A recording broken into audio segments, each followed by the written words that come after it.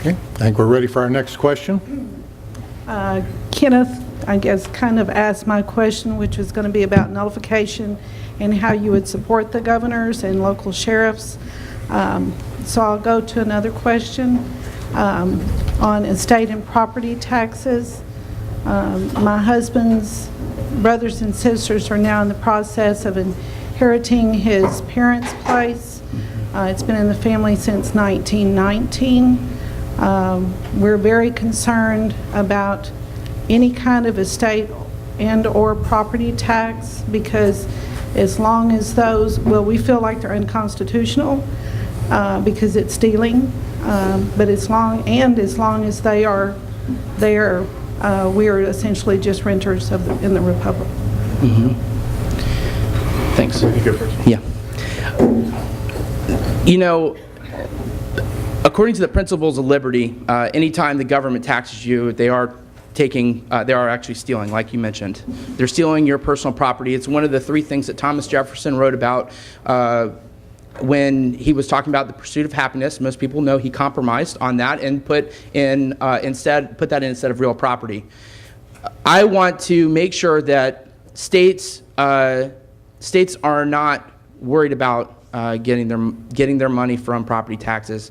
I want to make sure states are not worried about getting income taxes. And I'll tell you why. That's a direct way to steal from the people.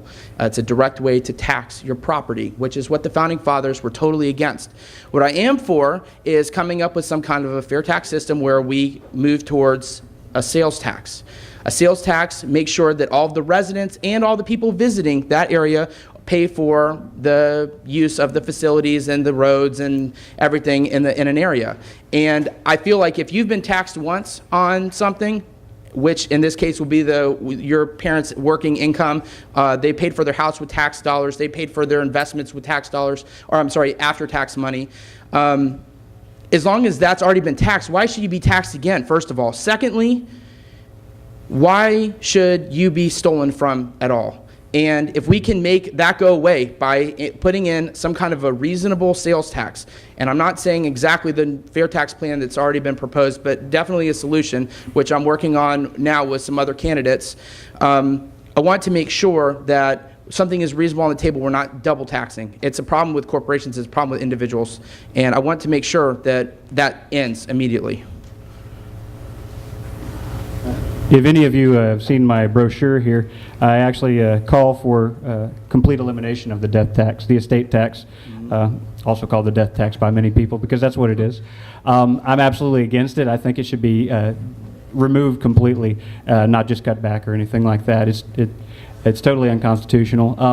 The fair tax is absolutely what the founders said in their in the Federalist Papers. They spoke of it. They also spoke of why we should be a republic of republics, which is what they set up as well. Hamilton, Jay, and Madison all spoke about it.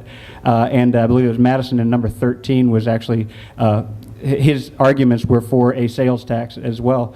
The problem with the fair tax, sales tax issue, there's a couple of problems here. The 16th Amendment has to be repealed, because otherwise the government gets to tax you twice, income and sales tax. So you have to repeal that amendment at the same time you do the fair tax. Second thing is, if you look at it in Texas, there's all sorts of exemptions on the sales tax. I support a flat tax that can be written in one sentence. Everybody pays 10%.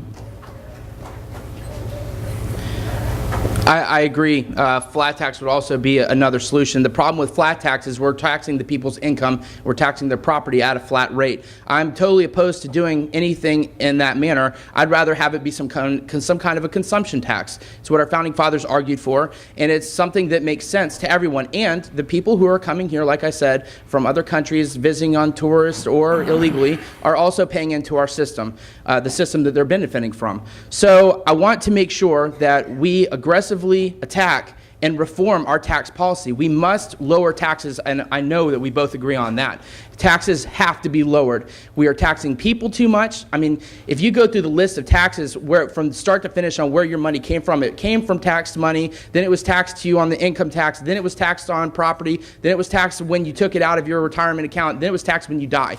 I agree, we need to get rid of as many taxes as possible. Reform is necessary. There's 96,000 pages of tax code right now that need to go, and we need a simpler solution. Well, obviously, we both agree on that. Small business is absolutely, the federal government does not actually technically do property tax right now. They do income tax.